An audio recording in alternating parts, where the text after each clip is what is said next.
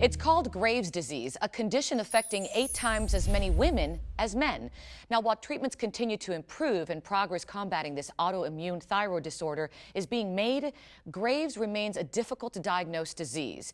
With us to shed light and insight on this important medical topic is Dr. Mark Lupo, Medical Director at the Thyroid and Endocrine Center of Florida. And coming up a little bit later, we're going to meet a mother whose 14-year-old daughter's early signs of Graves remained a mystery until an accurate diagnosis was revealed. Good morning, doctor. Good morning, Olga. Nice to be here. Thank you for being here. Let's talk first about Graves' disease. What is it exactly? So Graves' disease is the most common cause of an overactive thyroid. So before we get into the Graves' disease, we have to remember the thyroid is a butterfly-shaped gland that sits at the base of the neck and creates thyroid hormone, which controls metabolism and energy for all parts of the body. So if your thyroid's not working, you're not working. In the case of Graves' disease, which is the most common cause of hyper or overactive thyroid, the thyroid is making too much thyroid hormone, so everything is sped up. And Graves' disease is often concerning as a name because they think it's a grave prognosis. And when I first heard it, I thought to myself, wow, you know, a disease that's grave, but that's not necessarily the case. truth. It was named after Sir Robert Graves from 200 years ago who discovered the disease. So the prognosis, luckily, with proper identification of the disease and treatment, is quite good. Help me understand why it affects such a disproportionate number of women. Women seem to be more prone to Graves' disease, about 8 to 10 times more so than men. We don't know exactly why, but it has something to do with sex hormone, estrogen, progesterone. And if we look at women who have had pregnancy within 12 months, 30% of people who are diagnosed with Graves' disease have had pregnancy within the last 12 months. So there's something about pregnancy, the sex hormones, that might stimulate the risk of Graves' disease. Now, are there specific signs and symptoms that people can look for? Absolutely. So the signs of Graves' disease are the physical signs. So people have prominent eyes, and that happens in about 40 to 50% of patients. And speaking of that, we have some images I'd like to share with our viewers. Tell me what we're seeing here. Are these some of the signs here? Yes, this is not a subtle thyroid eye disease. This is more end stage, where patients have a significant amount of swelling behind the eyeball. So the eyeball gets pushed out in front. So that's called proptosis. Okay. And then sometimes the same thing can happen with swelling of the skin. So they can get swelling and redness of the skin in front of the shin, and also some changes in the hands as well. That's not as common, though. It can also cause an increased heart rate or tachycardia, so patients feel an increased awareness of their heart, like it's beating out of their chest sometimes, and that can be quite uncomfortable and one of the first things that causes the patient to go to the doctor for help.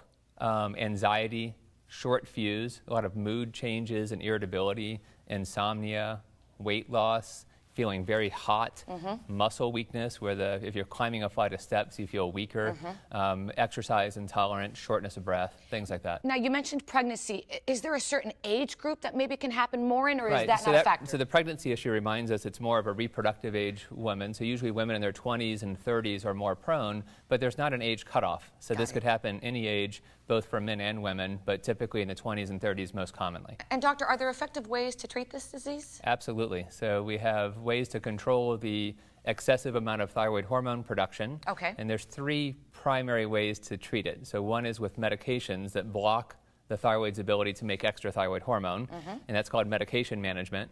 And then the other treatments we call definitive therapy. So definitive means we're doing an irreversible procedure to completely knock the thyroid out. So that's either radiation treatment in the form of radioactive iodine, which is a pill, or surgery to take the whole thyroid out. I love hearing that there are options. I want you to stay right there, because when we come back, we're going to meet a mother whose 14-year-old daughter was diagnosed with Graves' disease. Her personal story when we come back. Stay tuned.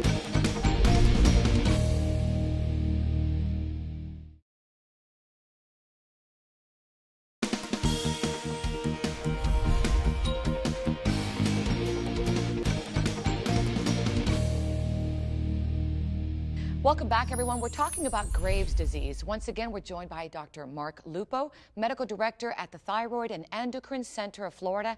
And joining me now is Dr. Nicole McDonald, a family physician with the New Boston Village Primary Care located in Fall River, Massachusetts. Welcome. Thank you. Thanks for being here. Now, doctor, I know you have a personal story. Your 14-year-old daughter has Graves' disease. Tell me how you found out and what happened. It started around 6 years old. She started becoming very anxious and irritable, flew off the handle over the smallest of things. Then we noticed her appetite became voracious. She'd be eating 3 breakfasts a day, eating, dinner, lunch, just constantly eating without gaining any weight. Wow. Then we live in New England where it's obviously very cold. In the winter, she'd be going outside without a jacket on, running around in her underwear, never feeling the cold. Okay, so you obviously know something's not right. Yeah, I said something's not right here. Then I noticed she had a fine tremor and her handwriting was becoming very sloppy. My husband has a tremor, so I figured it was something familial. Finally, one day we were sitting in the kitchen across from each other and she happened to look up, and that's when I noticed she had a goiter, which is an enlarged thyroid, and it all clicked together. So I called her pediatrician. I said, something's not right here with her thyroid. And he goes, oh, kids don't usually get that, but let's just check some blood work. We did the blood work and her thyroid was out of control. At that point, I felt her heart, and her poor little heart was beating out of control. So she had that tachycardia. She had the tachycardia. When you got the diagnosis, I know you're a physician, but were you petrified? Oh, I was terrified.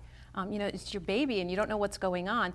And as a physician, I didn't know a whole lot about Graves' disease. You didn't? No, and wasn't much out there, especially for children with Graves' disease, since it's very rare. So what happens when it's left undiagnosed? Because we saw images. Is that the scenario? Some of the images we saw were the extreme scenario of the eye disease that gets really bad and can threaten vision sometimes. People can go blind potentially. The heart can beat so fast that you have high output heart failure, where you go into heart failure, and also you have abnormal heart rhythm problems, particularly atrial fibrillation, which can cause a stroke. So this is a deadly disease left untreated. So early diagnosis is so key, isn't it, Absolutely, doctor? absolutely. What treatment is your daughter undergoing right now, and how has she improved? So she started on medicine to try to suppress the immune system, but with kids, they rarely go into remission. So then we had to decide between the radioactive iodine or the surgery. She wasn't a candidate for the radioactive iodine, so she actually had to have 6.5-hour surgery to have her whole thyroid removed. My goodness. And doctor? As we talked about before, we have medication management, but in some cases, especially with kids, the disease is relatively aggressive. And so the medications don't drive things into remission and don't work as well, and there's potential side effects. So going to surgery or radioactive iodine, and for children, our experience with radioactive iodine is more limited, which is why I think in this case they chose surgery. And it's a very difficult surgery at age 8 to do, and you have to have a very experienced surgeon. So for adults, the surgery might last 1, 2, or even up to 6 hours, but the key is, if surgery is chosen, to work with a surgeon that does a lot of thyroid surgery.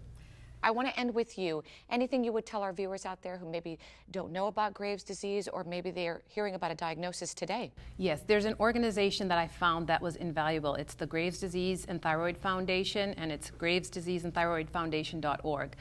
As a physician, I didn't have as much knowledge as I should, and the foundation was a world of wealth. So I would definitely encourage anyone to look into that. Thank you so much. Thank you so much. God bless you, and good luck to your daughter, and God bless her. Doctor, thank you so much. Thank you. Appreciate that. Really appreciate your time. And if you'd like more information on conditions affecting the thyroid, you can also visit us at thebalancingact.com. We have all the information there for you. Or join in on the discussion by logging on to Facebook /The Balancing Act Fans.